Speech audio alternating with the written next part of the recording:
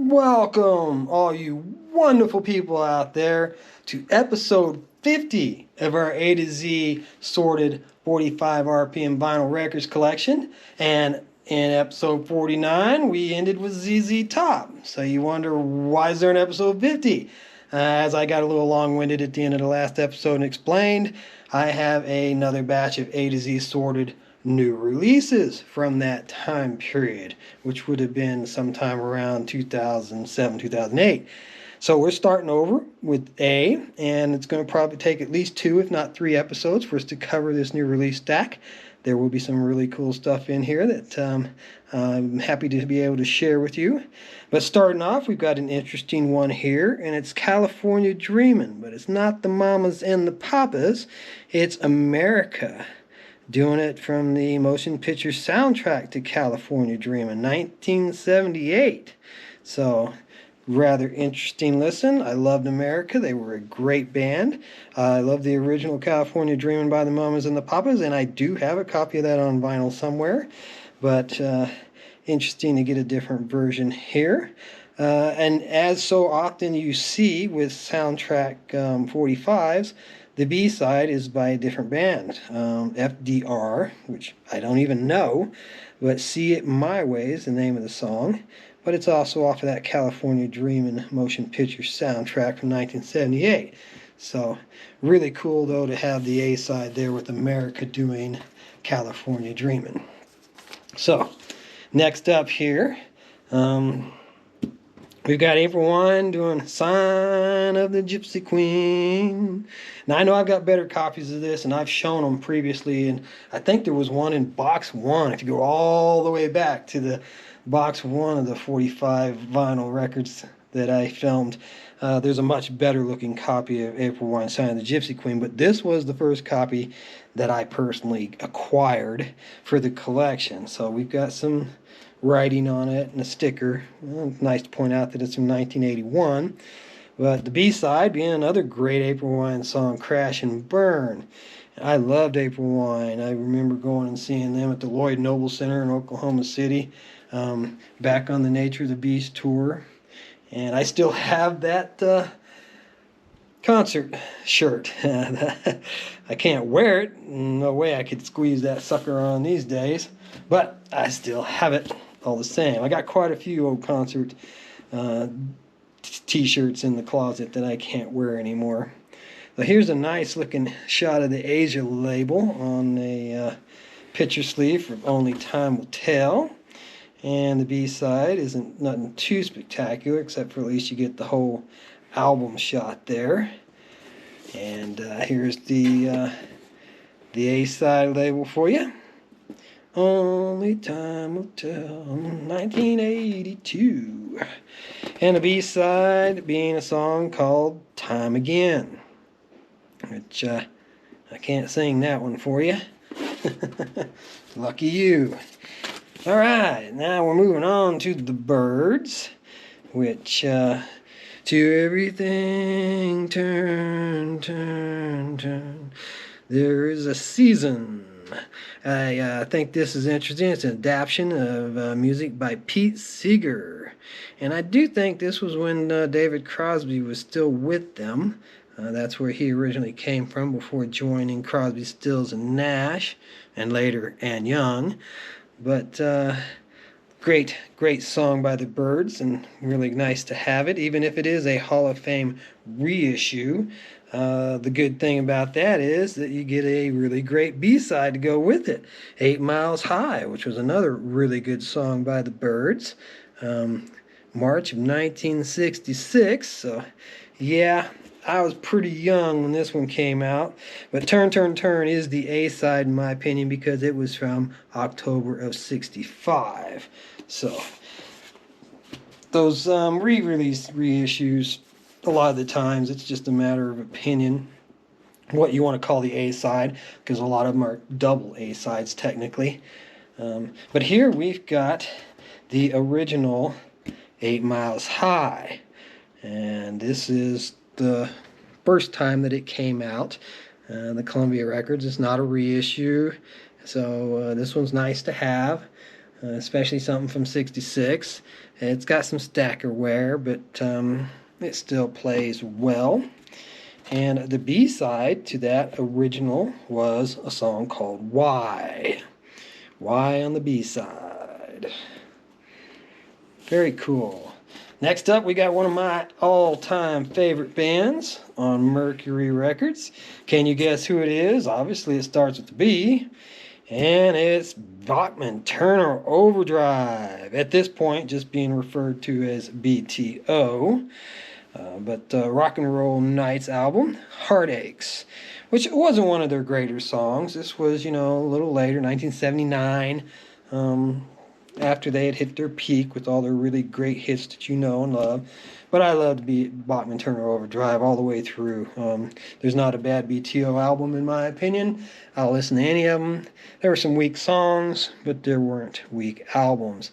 Not Fragile is most definitely always going to be my favorite Bachman Turner Overdrive album. And if you've never listened to a Bachman Turner Overdrive album and you want to hear a really awesome one, I would suggest you start with Not Fragile. Do do do do do do do do do do do do do do do. All right, this one came up recently at work. We were listening to it, and it was my coworker was playing a cover version of this song. It's by someone other than Benny King, and they were arguing with me that that was the original. And I was like, no. Stand By Me was originally done by Benny King. And here it is right here. Now, this is 1986, so this is quite a few years after it originally came out. But you can see that it's from the motion picture soundtrack, Stand By Me. So this is another example of where a song gets used in a motion picture soundtrack and gets a whole nother life.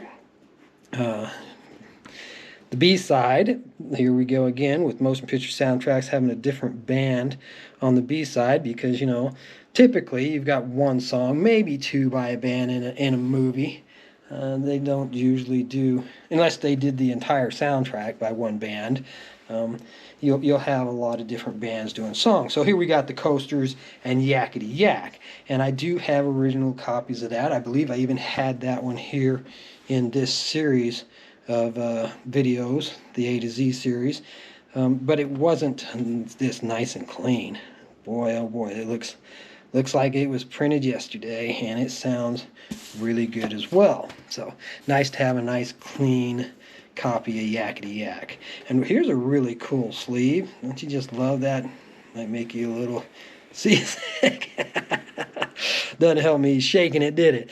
The Disc Corporation of the Philippines. So that's definitely something different. You wonder how it made it all the way to me.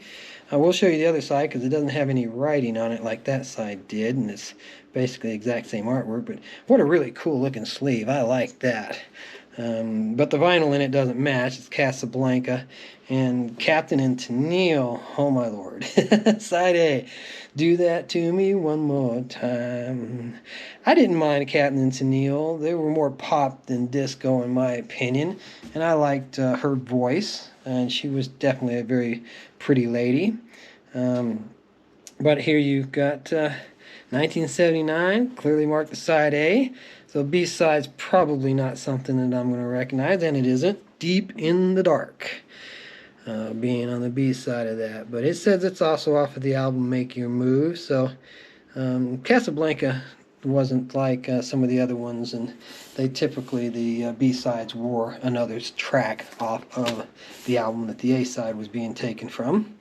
So, next up, I know I've shown you a lot of Cars vinyls at one point or another during my efforts to share my collection with you on the My Media Museum channel. But here we've got Let's Go Do Do Do Do Do Do. I like the nightlife, baby. The Cars, what a great band the Cars were. The first two albums were just phenomenally amazing. And it's clearly marked as the A-side, so we don't have to do any guessing here. And the B-side was a non-album track called That's It. So for some time, this was the only way you could hear this song, was to get you a copy of this vinyl and listen to it from here. But this was since been added to, I believe it's on the anthology box set, and quite possibly included on another, but it is definitely included on the 2 CD anniversary edition of the CD. So you can hear it nowadays off of a CD digital source. But that's still a really cool vinyl to have because it's got that exclusive B-side.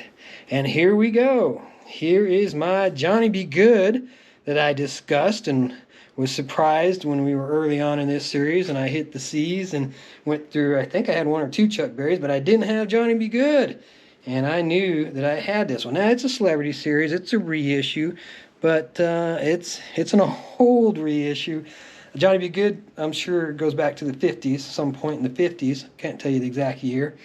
But this would have been from the, probably around 75, 74, 75, somewhere around there. Because that's when I was buying 45 RPMs. I think I bought my first one in 74, and I probably bought my last one in 76 or 77.